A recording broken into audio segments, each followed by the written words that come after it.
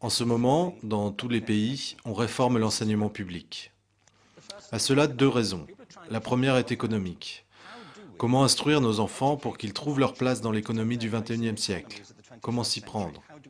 Et ce, alors même que nous sommes incapables de prévoir à quoi ressemblera l'économie la semaine prochaine, comme l'a démontré la crise récente. Comment faire donc? Quant à la seconde raison, elle est culturelle. Tous les pays du monde se demandent comment éduquer nos enfants pour qu'ils acquièrent une certaine identité culturelle, pour leur transmettre les gènes culturels de nos communautés, tout en participant à la mondialisation.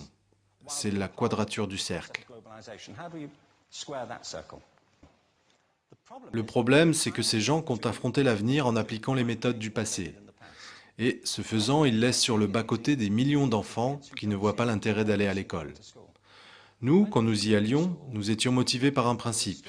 Si on travaillait dur, qu'on obtenait de bons résultats et qu'on décrochait un diplôme, on était sûr d'avoir du travail. Nos enfants n'y croient plus, et ils ont bien raison. Certes, mieux vaut avoir un diplôme, mais ce n'est plus une garantie d'emploi. Surtout si pour l'obtenir, on refoule tout ce qui nous était cher. On entend parfois dire qu'il faudrait remonter le niveau, que cela permettrait de progresser. Eh bien oui, d'accord, ce serait bien. Qui prendrait l'inverse? Aucun argument n'a réussi à me convaincre qu'il faudrait le baisser. Le problème, c'est que le système d'éducation actuel a été fondé, conçu et organisé à une autre époque. Il repose sur la culture intellectuelle du siècle des Lumières et sur la conjoncture économique de la révolution industrielle. Avant le milieu du XIXe siècle, l'enseignement public n'existait pas. Enfin, on pouvait quand même être instruit par les jésuites si on en avait les moyens. Mais l'enseignement public, financé par les impôts, obligatoire et gratuit, c'était une idée révolutionnaire. Beaucoup de gens s'y sont même opposés.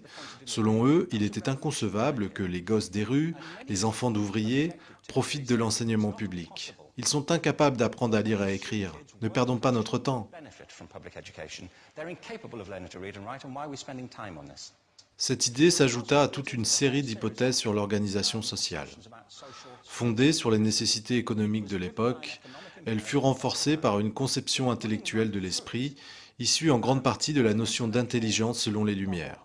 Être véritablement intelligent, c'était raisonner selon une logique déductive et maîtriser les humanités, comme on disait. C'est ce qu'on appelle aujourd'hui les compétences intellectuelles. Cette notion est gravée dans le marbre de l'enseignement public. On classe les gens dans deux catégories, scolaires et non scolaires, intelligents et non intelligents.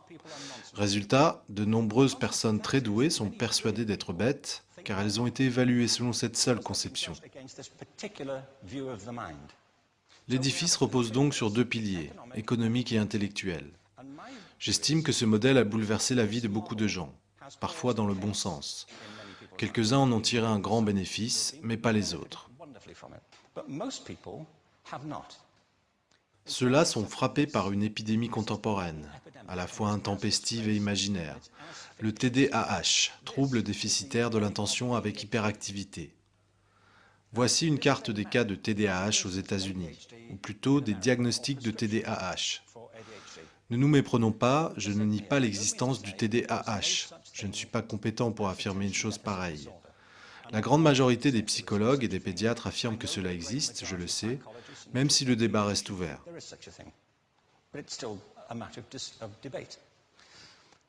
Ce que je sais, en revanche, c'est qu'il ne s'agit pas d'une épidémie. On prescrit des médicaments à ces enfants avec la même légèreté que quand on ordonnait l'opération des amygdales, selon une même base absurde, la mode médicale. Nos enfants vivent l'époque la plus stimulante de l'histoire de l'humanité. Ils sont submergés d'informations, leur attention est captée par tous les supports. Ordinateurs, iPhones, publicités, chaînes de télévision par centaines. Et nous, on leur reproche de ne pas se concentrer. Sur quoi? Sur des sujets barbants, à l'école principalement. Selon moi, ce n'est pas un hasard si le TDAH se développe selon la même courbe que les tests de connaissances. Et on prescrit à ces enfants de la Ritaline, de l'Adderall et toutes sortes de médicaments, certains étant très dangereux, pour qu'ils se concentrent et se calment. Mais, selon cette carte, le trouble de l'attention est plus répandu à l'est du pays. Les gens sont un peu plus distraits dans l'Oklahoma,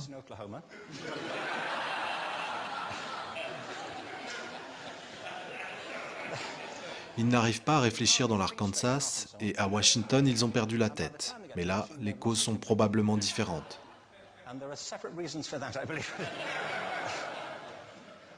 Cette épidémie est fictive. Si on y pense, les arts, et pas seulement les arts, je crois que c'est aussi le cas de la science et des maths, mais je me centre sur les arts parce qu'ils sont très atteints. Les arts sont aujourd'hui les victimes de cette mentalité, tout particulièrement. Les arts développent l'idée de l'expérience esthétique. Une expérience esthétique, c'est le moment où vos sens fonctionnent pleinement, quand vous occupez l'instant présent, quand ce que vous êtes en train d'accomplir vous fait vibrer, quand vous êtes pleinement éveillé.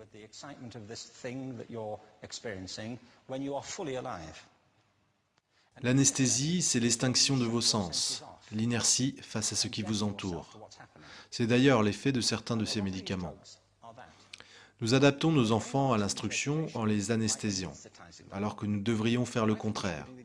Nous ne devrions pas les endormir, mais les éveiller, révéler ce qu'il y a en eux. Mais voici notre idéal. Il me semble que notre système d'éducation répond aux intérêts de l'industrie, qu'il est à son image. En voici quelques exemples. Les écoles sont calquées sur les usines. On y sonne la cloche, les salles sont séparées, on enseigne les matières isolément. Nous instruisons toujours les enfants par classe. Je veux dire, on les soumet à un système organisé selon l'âge. Pourquoi? Pourquoi croyons-nous que le principal dénominateur commun des enfants est leur âge? Comme si leur caractéristique principale était leur date de fabrication. Pour ma part, je connais des enfants qui, dans certaines matières, sont bien meilleurs que leurs copains du même âge, ou qui travaillent mieux à certaines heures, ou en petits groupes plutôt qu'en classe complète, ou encore qui veulent rester seuls. Quand on se penche sur la pédagogie, on n'adopte pas d'emblée cette conception issue du productivisme, mais la conformité règne. C'est de plus en plus vrai, surtout quand on constate la standardisation des tests de connaissances et des programmes scolaires, leur normalisation. À mon avis, nous devrions aller dans l'autre sens. C'est ce que j'appelle modifier le paradigme. Une grande étude a été menée sur la pensée divergente il y a 2 ou 3 ans.